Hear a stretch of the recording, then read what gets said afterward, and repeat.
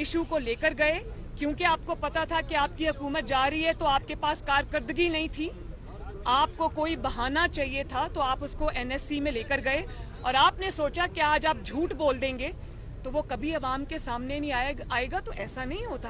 कल जो, एक सेकंड, मेरी बात अभी खत्म नहीं हुई, तो डीजी आईएसपीआर ने कल जो बात की है वो डीजी आईएसपीआर ने बतौर इंडिविजुअल के नहीं की, वो रिप्रेजेंट करते हैं पाकिस्तान की सिक्योरिटी एजेंसीज को, और पाकिस्तान की सिक्योरिटी एजेंसीज, उन्होंने जो बात की कि साजिश नहीं हुई, तो वो रिप्रेजेंट करते हैं उस नेशनल सिक्योरिटी एजेंसीज को जिनके पास फैक्ट्स होते हैं, जिनकी जिम्मेदारी है पाकिस्तान की सिक्योरिटी। वो अपने पास से कोई सियासी बात नहीं कर रहे, वो फैक्ट्स पे बेस बात कर रहे हैं, और सिर्फ इमरान खान को खुश करने के लिए वो झूठ को सच बना के पेश नहीं कर सकते। ये कौम का सलामती का, कौमी सलामती का मामला है, नेशनल सिक्योरिटी का मामला है, सियासी मामला नहीं है। लेकिन इसमें जो सबसे मैं समझती हूँ कि मुजरिमाना बात है कि आपने इमरान खान ने, जिसका दूसरा नाम फितना खान है, उसने अपनी सियासत चमकाने के लिए उसने पाकिस्तान की सलामती को, पाकिस्तान की सिक्योरिटी को, पाकिस्तान के सिक्योरिटी इदारों को उसने दांव पे लगा दिया। और मैं शुक्रिया अदा करती हूँ पाकिस्तान की कौम का कि उन्होंने उसकी, जो आप अभी फरमा रहे थे कि वो खाली कुर्सियों से खिताब करके चले गए, लॉन्ग मार्च का दावत देकर, धरने की दावत देकर कौम को खुद रफू चक्कर हो गए। तो ये कौम समझ चुकी है कि ये फ्रॉड था, ये झूठ था, और मेरा भी यही ख्याल है अब किसी को कोई वजाहत नहीं देनी चाहिए। ये झूठ एस्टैब्लिश हो गया है। इमरान खान एक दफा नहीं, बार बार झूठा एस्टैब्लिश हो गया, पाकिस्तान का सबसे बड़ा झूठा है, पाकिस्तान की तारीख का सबसे बड़ा झूठा है। उसके झूठों को और तवज्जो देने की कोई जरूरत नहीं है।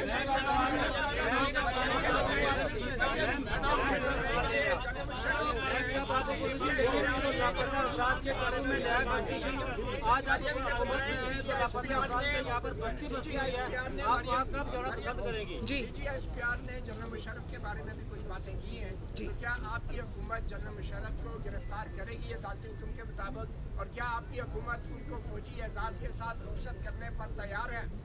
देखें, जहाँ तक नवाज शरीफ साहब के स्टेटमेंट का या ट्वीट का ताल्लुक है, तो वो खालिस्तन प्योरली इंसानी बुनियादों पर था, ह्यूमन बुनियादों पर था, और उन्होंने उसमें क्लियरली कहा कि मुझे और मेरे ख़ानदान पर जो जुल्म उन्होंने तोड़े, जिसका शिकार न सिर्फ मेरे वालिद बने बल्कि उनका पूरा ख़ानदान 11 साल तक, 10 साल तक बनता रहा, जिसकी वजह से मेरे सामने नवाज शरीफ साहब को 99 में कराची के कोर्ट में उनको 2 दफ़ा उम्र कैद की सज़ा सुनाई गई। मैं उस कोर्ट में मौजूद थी।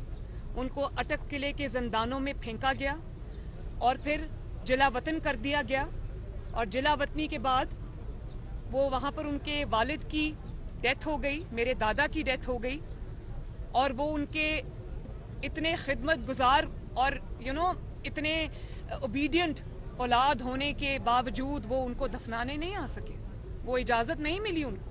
और वो कौन था उस वक्त का हुक्मरान? मुशर्रफ था। तो इसके लिए बहुत बड़े दिल की ज़रूरत है कि अब वो अगर ऐसी स्टेज पे हैं कि वो ना उठ सकते हैं, ना बैठ सकते हैं, ना चल सकते हैं, तो मियाँ नवाज शरीफ ने बहुत बड़े दिल का मुजाहिरा किया है। और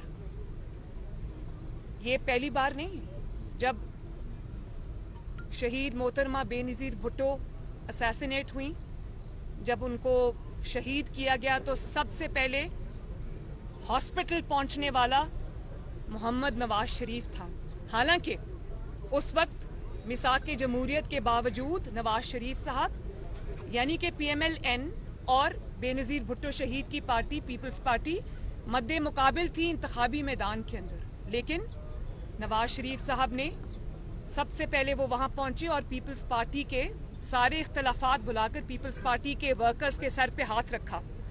उसके बाद 2013 में इमरान खान ने क्या तूफान बदतमीजी नहीं उठा रखा, क्या झूठ नहीं बोले, क्या इल्ज़ाम नहीं लगाए नवाज शरीफ साहब की ज़ात के ऊपर। और जब वो कंटेनर से गिरा तो सबसे पहले नवाज शरीफ साहब अस्पताल उनकी खबरगिरी को गए और अपनी इतनी इम्पोर्टेंट इलेक्शन कैंपेन एक दिन उन्होंने सस्पेंड कर दी। तो नवाज शरीफ साहब जो है वो ज़ाती इंतकाम पे यकीन नहीं रखते। नवाज शरीफ साहब ने ये वाजे किया है कि जो तकालीफ उन्होंने सही है, जिसमें